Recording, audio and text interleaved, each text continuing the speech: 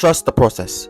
A mantra Arsenal fans over the last few seasons have had to follow, as Mikel Arteta has led us on a journey to become one of the best footballing sides in all of Europe. However, that process isn't done just yet. Many fans have criticized the club's decision for not buying a top quality striker last summer, especially when the start of the season saw Arsenal not up to their flying goal scoring standards. With Edu already coming out and saying Arsenal are in the market for a striker, it has led to much speculation as to who we will sign this summer. A few names linked are Victor Osimhen, Ivan Toney, Alexander Isak, and Ollie Watkins. These four all have a similar archetype, being tall, physical, and dynamic in attack. In this video, I will cover which one of these strikers best suit Arsenal Football Club and which will come in and help us win our first Premier League title in over 20 years. If you guys like the content on this channel, don't forget to hit the like button, hit the subscribe button. We've just recently passed 600 subscribers and we're chasing the goal of getting to 1,000 subscribers. So if you like the content here, hit the like button, hit the subscribe button, and without further ado, I'll catch you guys next. Now first, I want to compare each striker's best goal contribution season, because when you buy a striker, you want him to score goals, and a lot of them at that. So firstly, let's touch on Ollie Watkins. So firstly, you can see Ollie Watkins' stats fly off the page. This season, the striker has scored 27 goals and provided 13 assists, and helping Aston Villa to their first Champions League appearance since the 1982-83 season. Watkins this season finished in the top 5 goal scorers for the Premier League, as well as the top 5 assisters for the Premier League, taking home the Playmaker of the Year award with 13 assists.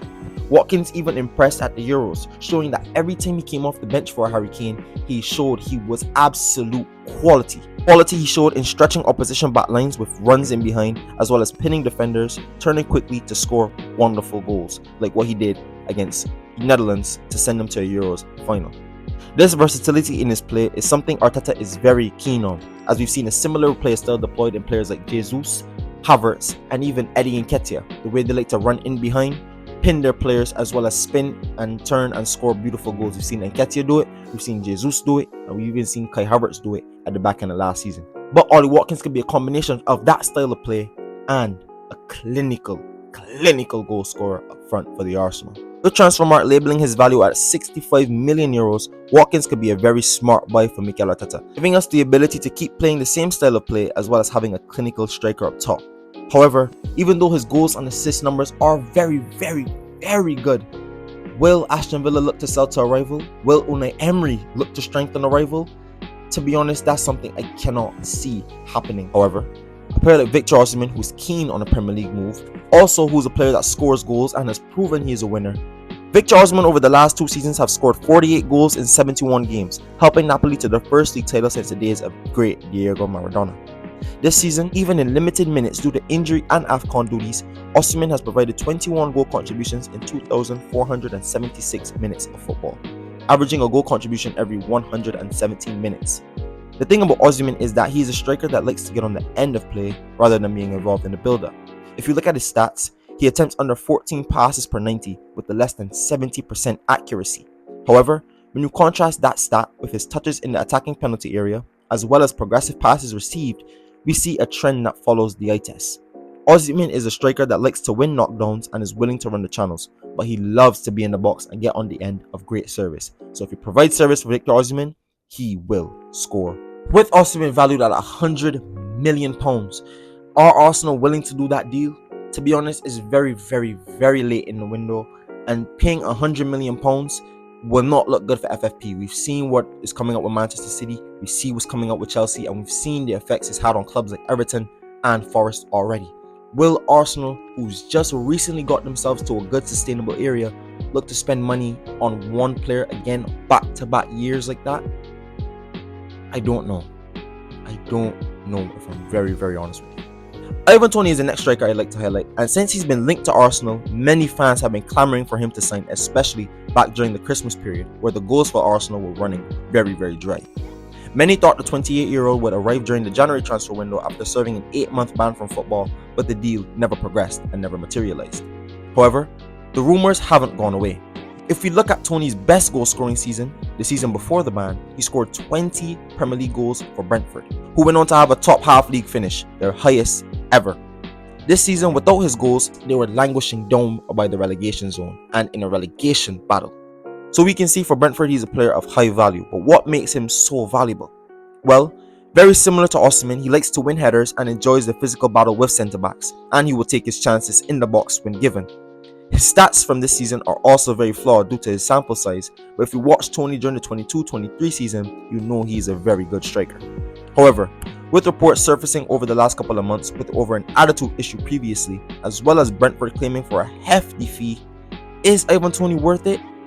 Honestly, he could be, but again, I don't know if Arsenal are willing to spend that much money on a striker, seeing that they already have Havertz and Jesus. Now finally, the last striker I'd like to highlight is a player that Arsenal have been linked to for years, even before his Newcastle signing, and that is Alexander Isak. Now Isak is coming off the back of an amazing season, 27 goal contributions in the 23-24 season with Newcastle, beating his previous best of 19 goal contributions from the 2020-2021 season with Real Sociedad. This season, the Swede was an impressive player for an inconsistent Newcastle side. This season, Isak outperformed his XG as well as totaling 25 goals this season, smashing his career best of 18 previously. Isak is not only coming into his own as a clinical striker, but he's also displayed qualities as a link-up man and a good runner of the channels. This season, Isak ranks in the top 15 to 20 percentile for stats such as pass completion, progressive passes, progressive carries, and as well as ranking in the top 10 percentile for successful take-ons with nearly 2 per 90. His ability would allow Arsenal to have a focal point up top, a profile similar we've seen to Kai Havertz, but someone who, like I said, is more clinical and great at running the channels, quicker, stronger, and faster, and a very similar profile of striker like an Erling Haaland, something big and strong up top, who's running the channels and who's good at scoring goals. So out of all those names, ladies and gentlemen, who do I think Arsenal will sign out of the four? Honestly, the two ones I like the most are very, very unlikely, and that's Ollie Watkins and Alexander Isak. I think those types of strikers and those profiles of strikers is what Arsenal should be looking at. Guys who are versatile in terms of the way they want to play, in terms of pinning the striker or running the channels, because I think that's what we missed last season. Someone from deep who can play the ball in behind. Sometimes it was Jorginho, but when he wasn't in the squad or we didn't have the ability to do it, who was running in behind? Who was making those runs? Not really Trossard. Not really Martinelli, honestly. He likes to get it to foot and run at a defender. And Kai Havertz would do it at times, probably the only person up top willing to do it. But at the end of the day, Kai Havertz is only so fast. So I think if we get a striker, yes, he has to be a very clinical gunman, but he has to be someone that's willing to stretch opposition back lines and make the runs through the channels. To be honest, the two ones I like the most are very, very unlikely. But if we were to sign anyone, I'd possibly go Alexander Isak. Just due to the fact I think he's an overall great quality striker, scoring goals, and he's off the back of his best season. But I think if we were to get one who's the most realistic, potentially Ivan Toney, due to just opportunity. One, I don't think Villa will sell to Arsenal, especially with Unai Emery and them looking to be back in Champions League. And if they're going to do that, they're going to need their gunman back up top. Same thing for Newcastle. They were in Europe before, they played in the Champions League this year previously, and they missed out on Champions League this season, not finishing in the top 4. And if Newcastle want to get back to the Champions League conversation, they're going to need their best player available, and that, to be honest, that is Alexander Isak. And I guess for Victor Osimhen, I just don't see it happening. The opportunity is out there to get Osimhen. He's wanting a deal, he's looking crucially for a move. Chelsea were linked, that went quiet. PSG were linked, that's also kind of stalled as well. So will Osimhen even leave? I don't think really a lot of clubs are really in for him like that, to be honest, which is kind of surprising going off of his goal scoring record, which is impressive to say the least. But you never know what's going on behind closed doors. So I think the most realistic to happen is potentially Ivan Toney, but who I'd want, I'd take either Alexander Isak or Ollie Watkins. But you guys let me know in the comment section down below who you think will Arsenal will sign, if we'd even sign a striker at all. And if we don't sign a striker, who would you like to see come in? Don't forget to like, comment, and subscribe to the channel. Check out my previous uploads, ladies and gentlemen. I just did a video of Fabian Ruiz versus Mikel Moreno. He's doing very good on the channel. So if you're interested to see that comparison, check it out right now live on the channel. And if you like Arsenal content, United States men's national team content, player reviews, player comparisons, it's all on this channel. I also do fan interviews, and they will be coming back once the Premier League season is underway. So if you guys like all the content on this channel, hit the like button, hit the subscribe button. We're on the road to 1,000 subscribers. And without further ado, I'll catch you guys in the next one.